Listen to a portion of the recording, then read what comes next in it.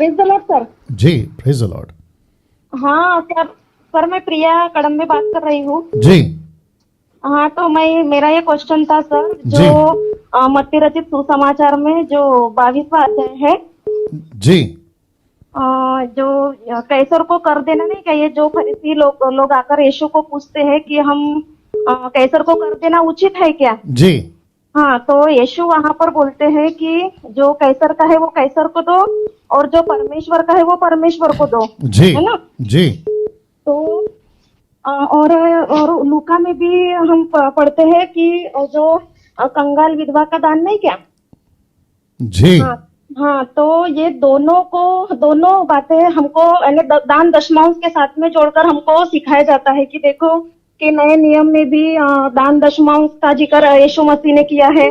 और अगर इतना इम्पोर्टेंट नहीं है दान दशमांश तो यीशु ने वहां पर इस कंगाल विधवा को, उसके पास तो कुछ भी नहीं था लेकिन इसको रोके क्यों नहीं यीशु मसीह ने, जी ऐसा कहते हैं। और इधर का भी कैसर को कर देने का भी वो जो बोल रहा है यहाँ पर कि परमेश्वर का जो कैसर का है वो कैसर को दो और जो परमेश्वर का है वो परमेश्वर को दो। तो ये मुझे समझाओ प्लीज। जी ओके, आप लाइन में बने रहें, आपको मैं आंसर कर रहा हूँ, ठीक है। वॉइस चेक कर लो एक बार वापस। किधर है? वहाँ पर है या जो भी है देख लीजिए।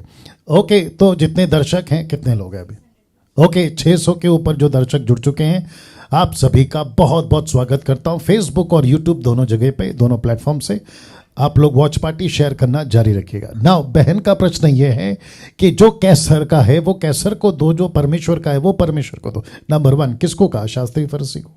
दूसरा किसके सामने का? अपने 12 चेले 70 चेले या जो भीड़ थी यीशु के, उनके सामने। फिर इनका ये भी कहना है कि एक विधवा को मंदिर में दान देते हुए देखा गया, तो वो मंदिर किसका है? यहूदियों का, शास्त्री फरीसियों का। नाउ कैसर को कर देना, इसका मतलब है उस वक्त की जो गवर्नमेंट या उस वक्त की जो सरकार थी उनको टैक्स देना। घर का मतलब है टैक्स, इंग्लिश में टैक्स है, हिंदी में कर है। टैक्स तब भी होता था, टैक्स अब भी होता है। तभी राजा तंत्र यानी कि राजा देश चलाते थे या राजा जो है हुक्म चलाते थे। अभी जो है ना प्रजातंत्र है, डेमोक्रेसी जिसको कहते हैं इंग्लिश में, अभी प्रजातंत्र है जहाँ पे आपको सरकार चलाती है।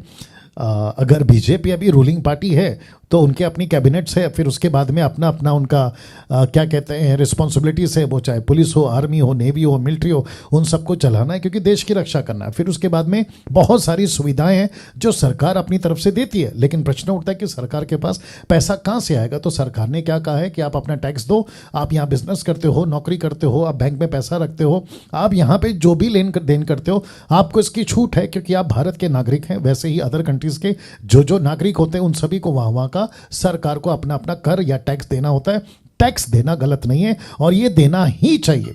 ओके, साथ ही साथ टैक्स देना पाप नहीं है। और मैं कहता हूं कि जितने भी अभी मुझे सुन रहे हैं, आप सभी अपने अपने सरकार को, जिस जिस क्षेत्र पे आप रहते हैं, आप जो बिजनेस करते हैं, आपका जो ट्रांजैक्शन, आपका जो क्या कहते हैं फाइल रिटर्न, अगर उस लिमिट के पार है तो आपको आपका टैक्स देना है, वो तो वाजिब है। तो सिस्टर जी अगर आप सुन रही हैं, टैक्स देना है और ज़रूर देना चाहिए। लेकिन टैक्स को, जैसे आपने कहा कि कोई पास्टर ने कहा कि ये दान दशमांश से जोड़ा गया, जी नहीं, टैक्स अलग है, दान दशमांश अलग है। तो आप बात करते हैं दान दशमांश की। बहुत ध्यान से सुनिएगा सिस्टर जी, आप सुन रही हैं? यस जी जी जी। ना बहुत ध्यान से सुनिएगा। यीशु ने, पतरस ने, पौलुस ने कभी नहीं कहा कि पैसे नहीं देना। यीशु के प्रचार में पैसे का जिक्र है। लूका के 10वें अध्याय, अगर मैं गलत नहीं हूं, वहां पे लिखा है कि बहुत सारी महिलाएं यीशु मसीह को ऑफरिंग में, पैसे में मदद करती थी। और जूडस यानी कि यहूदा इस्करियोत, उसको रखा गया था ताकि वो कैशियर का काम करे, जिसको कहते हैं हिंदी में खजांची। उसके पास में पैसे की लेन देन होती थी। तो यीशु के वक्त में भी पैसा आता था। लेकिन सिस्टर जी आपको भी पूछूंगा और जितनी भीड़ यहां देख रही है उनको भी पूछूंगा, क्या कभी 4 पुस्तक में, सिस्टर जी आपसे पूछ रहा हूं, क्या कभी 4 पुस्तक में यीशु ने जबरदस्ती पैसा मांगा है?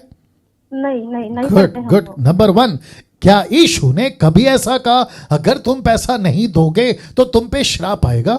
नहीं नहीं पढ़ते हैं। वंडरफुल। आप जितने भी साल से बाइबल पढ़ रही हैं मुझे नहीं पता, और जितने दर्शक देख रहे हैं आप भी अगर बाइबल को पढ़ते हैं, पतरस, पौलुस, फिलिप, ये जितने भी लोग थे, और उसके आगे यूहन्ना की पुस्तक, यूदा की पुस्तक, इन सभी, याकूब की पुस्तक, इन सभी ने कभी किसी प्रकार के उस वक्त के लोगों पर जोर जबरदस्ती नहीं डाला। तो दूसरा कुरिन्थियों की किताब उसका 9वां अध्याय वचन 7, 2 Corinthians chapter 9 verse 7 लिखा है, जो भी दे अपनी मर्जी से दे। तो पास्टर को अगर आप पैसा देती हैं, लाइए, पास्टर को अगर आप पैसा देती है सिस्टर जी, तो आपको अपनी मर्जी से देना है। आप सुन रही हैं शायद? जी जी सर। जी, और जिसको भी 2 Corinthians 9 का 7, आप जिसको भी पैसा देना चाहें आपको अपनी मर्जी से देना। एक वचन पढ़ रहा हूं जो कि उचित है पढ़ना। लिखा है जी, या कहां गया? 2 Corinthians 9 का 7, ओके, मार्क करके दिया करो। ओके, लिखा है 7 में, हर एक जन, इसका मतलब है वो कोई भी हो, हर एक जन, लिखा है एवरीवन, हर एक जन जैसा मन में ठाने वैसा ही दान करे। लिखा है आगे, ना कुड़कुड़ के ना दबाव से, क्योंकि परमेश्वर हर्ष से देने वालों से प्रेम रखता है। तो इसका मतलब क्या हुआ? इसका मतलब यह हुआ कि हम सभी को पैसे, ऑफरिंग, जो भी देना है अपनी मर्जी से देंगे। सिस्टर जी, आपसे और एक बार प्रश्न पूछूंगा, आप अगर लाइन पे हैं। Yes sir. जी, उस विधवा ने कितना दिया? उसने 2 दमड़ी। ठीक है, धनवान ने कितना दिया? धनवान ने बहुत बहुत दिया। हाँ, ओके, बहुत दिया। तो जीसस ने किसको कहा कि सबसे ज्यादा दिया? जिसने, विधवा ने कम और धनवान ने ज्यादा। अगर दूसरी पब्लिक होती तो वो क्या कहती कि सबसे बाजी मार गया धनवान। क्यों? क्योंकि उसने सबसे ज्यादा दिया। तो यहां पे पॉइंट ज्यादा देने का है या किस दिल से देते उसके ऊपर है। बड़े हृदय से देने का है। एग्जैक्टली। लेकिन आजकल क्या चल रहा है? बढ़ा देंगे तो उसको ज्यादा आशीष मिलेगी। अब आप समझ गए? Yes yes. अगर 2 दमड़ी दे दिया ना आज के पास्टरों को, तो क्या कहते हैं, अरे ये क्या दिया? तो इसका जी, तो इसका मतलब क्या हुआ? यीशु कहता है कि मुझे पैसा नहीं देखना है, कौन कैसा दे रहा है वो देखना है। जी सर, जी right. I hope you got the answer. ठीक है, सर सर। तो और टैक्स एक बार जी जी जी जी जी मैं बोलना चाहती हूँ आपसे जी जी जी सर। बहुत है ना, जैसा ये मेरा क्वेश्चन नहीं था सर, लेकिन ये हम जिस कलीसिया में जाते थे तो वो जी। कलीसिया में जो एकदम ऐसा, मैंने दान दशमांश के ऊपर उनसे बात की कि ये पास्टर बोलते हैं कि हर महीना दशमांश देना ही है, देना ही है, नहीं तो तुम चोरी करते हो परमेश्वर के राज्य में, जी है ना? तो मैंने इनसे, आपसे जो हम स्टडी ले रहे हैं, अभी 2 साल हुए जी तो हमने बोले कि ये तो पुराने नियम की व्यवस्था है ना, जी दान जी दशमांश। जी जी जी नए नियम की तो कभी हम पढ़ते ही नहीं दशमांश के बारे में, और Right. है देना है तो अपने मन से देना है, जैसा दूसरा बिल्कुल, 9वां वचन के अनुसार में। Right right. हाँ, तो ये दोनों वचन को लेकर वो हमसे बोल रहे थे कि देखो परमेश्वर ने यहाँ पर ऐसा बोला है, तो इसलिए मैंने आपसे क्वेश्चन पूछी। Good good, thank you. Pastor तो अभी ऐसा बोलते हैं कि यानी जैसा वो फेसबुक पे प्रचार करते हैं कि कलीसिया से पास्टर की आशा रहती है, जैसे हमारे बच्चे रहते हैं तो उनसे हमारी आशा रहती है कि वो हमारे बुढ़ापे में हमारा सहारा बनेंगे, हमारा पालन पोषण करेंगे जी। तो उनका ऐसा कहना है कि कलीसिया से भी पास्टर की ऐसी आशा रहती है कि कलीसिया भी उनके बच्चे हैं आदमी तो उनके बुढ़ापे का सहारा बनेगी। तो ये तो हम ऐसा कभी बाइबल में पढ़ते नहीं, और हमने चेलों को भी ऐसा कहीं देखा नहीं है सिखाते वक्त नहीं क्या? राइट। हाँ, तो वो ऐसा सिखाते हैं, तो उनके लिए मेरा ये क्वेश्चन था। राइट, ठीक है। बट आप शांत हो जाए, मैं वापस कह देता हूँ। देखिए जितने दर्शक हैं, कितने हैं अभी? ओके, 900 के ऊपर लोग अभी देख रहे हैं। मैं आपको भी कहता चलूं, जो कोई पास्टर अगर कहता है कि मेरी देख रेख करो, जैसे इस बहन ने कहा, मैं आप मेरे बच्चे हैं, मैं आपका पिता हूं, जैसे बच्चे माता पिता को आगे जाके पालते हैं वैसे मैं पास्टर हूं तो मुझे पालो। इसको कहते हैं पेट की सेवा। किसकी सेवा? पेट की सेवा, पैसे की सेवा, पेट की सेवा। रोमियो किताब 16 अध्याय वचन 17 से आगे आप लोगों ने देखा होगा, पौलुस कहते हैं ये पेट की सेवा करते हैं। ऐसे, बात ध्यान से सुनना, मैं यहाँ पे सख्ती से बात करूंगा, ऐसे किसी पास्टर को अगर चर्च में आके ये अनाउंसमेंट करता है, अगर कोई पास्टर देख रहा है, मैं आपको भी कह दूं, आप बहुत गलत कर रहे हैं, आपको बहुत बड़ा न्याय देना पड़ेगा। यीशु आपसे पूछेगा तुमने मेरी भेड़ों को नोच नोच के क्यों खाया? पैसा आपका नहीं है, पैसा यीशु का है, पैसा यीशु की सेविकाई का है। आपको पैसे के लिए सेवा कर रहे थे आप अभी तक? पैसे के लिए सेवक बने थे आप? जिसके चलते मुझे आज एक लगता है विदेश से कॉल आया था, मुझसे कहा गया, आई थिंक भारत से था वो कॉल, मुझसे कहा गया कि एक ऐसी ऑर्गेनाइजेशन है, वहाँ का पास्टर चर्च का टोटल पैसा उठा कर ले गया और उसने अच्छा खासा घर बना लिया, और वो कहता है कि ये पैसा मेरा है। कॉन्सेप्ट कहाँ से है? ओल्ड टेस्टमेंट से। लेवी का पैसा, लेवी का अर्पण, लेवी लेवी लेवी कहते मैं याजक हूं तो मैं लेवी का हूं, तो फिर आप ये करो ना, बलि चढ़ाओ, बकरी का, मुर्गी का, इसका उसका लहू बहाओ, और खतना भी करो, ये भी करना है आपको, और खुद को डिक्लेयर करो कि मैं यहूदी हूं, खुद को डिक्लेयर करो कि मैं इजरायली हूं। आप यीशु के फॉलोवर नहीं है, आप यीशु की दुल्हन नहीं है, आप न्यू कवनेंट के लोग नहीं है, फिर ये डिक्लेयर करो। ओके, सो जितने लोग चढ़ जाते हैं, जैसे बहन जाती हैं और उनका पास्टर अगर कहता है, तो मैं ऐसे लोगों को भी कहना चाहता हूं, आप क्या अंदर जा रहा है, आपकी आत्मिक खुराक, इसको भी परखो। अगर ऐसी टीचिंग सुन रहे हो, ऐसी बातें सीख रहे हो, तो फिर मतलब क्या हो गया वो चर्च में जाने का। और एक चीज़ क्लियर करता हूँ, सिस्टर लाइन पे बने रहिए, ठीक है ना। और एक चीज़ क्लियर करता हूँ, एक ने मुझे आज कॉल करके पूछा, बोला पास्टर डैनियल, एक चर्च में गई थी, बपतिस्मा हो गया, लेकिन कुछ गड़बड़ के चलते मैंने चर्च छोड़ के दूसरा चर्च ज्वाइन किया, तो क्या मुझे वहां अलग से बपतिस्मा लेना है? मैंने उस बहन को कहा, बहुत ध्यान से सुनिएगा आप लोग, मैंने उस बहन से कहा, आपका फेथ जिस दिन आता है वो यूनिवर्सल है, आप यीशु के पीछे चलती हैं वो यूनिवर्सल है, आप बपतिस्मा लेती हैं वो यूनिवर्सल है। यूनिवर्सल मतलब आप समझ गए, एक कलीसिया जिसको कहते हैं विश्वव्यापी, जिसका जिक्र 1 कुरिन्थियों 1:10 में पौलुस कहता है कि तुम एक विश्वास, एक मत, एक ही बात करो, जिसको कहते हैं वन डिनोमिनेशन। ये कौन सा है? यीशु का यूनिवर्सल चर्च। तो बपतिस्मा जिस दिन आपका होता है, कहीं पे भी होता है, किसी भी चर्च में होता है, लेकिन उसकी गिनती होती है यीशु के चर्च में।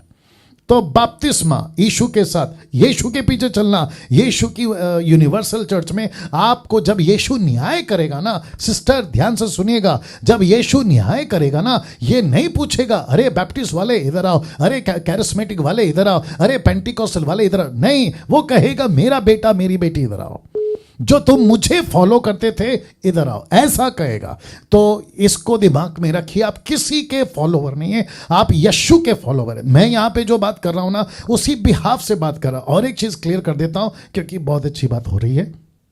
कुछ लोग कहते हैं पास्टर डैनियल चर्च मेरा है, मैं यहाँ का पास्टर हूँ, आप कौन होते हैं, मतलब डैनियल राज कौन होता है? तो फिर मैं पूछूंगा, पतरस का चर्च अलग था, फिलिप का चर्च अलग था, पौलुस का चर्च अलग था, इन सब की जो पत्रियां आप पढ़ते ना, इन सब का अलग अलग था, तो फिर एक साथ बाइबल में डाल के पढ़ते क्यों हो?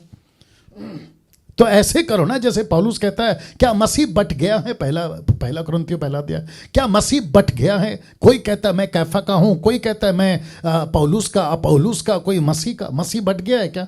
खुद कहता है। मैं जिस बिहाफ में बात कर रहा हूं, वो यूनिवर्सल चर्च के बिहाफ में बात कर रहा हूं। तो मत बिगाड़ो चीजों को। ऑफरिंग देखो, आप पास्टर हो ना, आप मिनिस्टर हो ना, परमेश्वर आपका ध्यान रखेगा। परमेश्वर ने अगर आपको बुला दिए, दर्शन दिया है, दर्शन के साथ में वो आपका प्रोविजन भी देगा। आपको जो चाहिए प्रभु देगा। भीख मांगने वाली आदत आप में कहां से आ गई? हर संडे ऑनलाइन चर्च, अपना अकाउंट नंबर बांटना, नीचे स्क्रॉल चलते रहता है, ये क्यों? परमेश्वर की सेविकाएं कर रहे हो तो परमेश्वर के दम पे करो, पब्लिक के पैसे के दम पे नहीं। आई होप आप समझ गए सिस्टर। जी सर, जी थैंक यू। या गॉड ब्लेस यू सिस्टर। कर रहे हो सर, जो आपने ये मसीह मंथन वगैरह स्टार्ट किया, हमने जी बहुत जी जी। और हम 10 साल से चर्च में जा रहे थे, 10-12 साल हो गए, हमारा पूरा परिवार चर्च में जा रहा था, लेकिन कुछ हम परमेश्वर को सही रीति से जान ही नहीं पा रहे थे। लेकिन अभी 2 साल से बहुत हमारा विश्वास भी बढ़ रहा है जी। और परमेश्वर को सही रीति से जान रहे, परमेश्वर का राज्य क्या है, परमेश्वर क्या है, हम सही रीति से जान रहे हैं। और आपके टीचिंग के कारण सर जी जी, बहुत बहुत शुक्रिया। काम कर रहे हैं और मसीह मंथन भी बहुत अच्छा काम कर रहे हैं। जी जी, बहुत बहुत शुक्रिया। Thank you.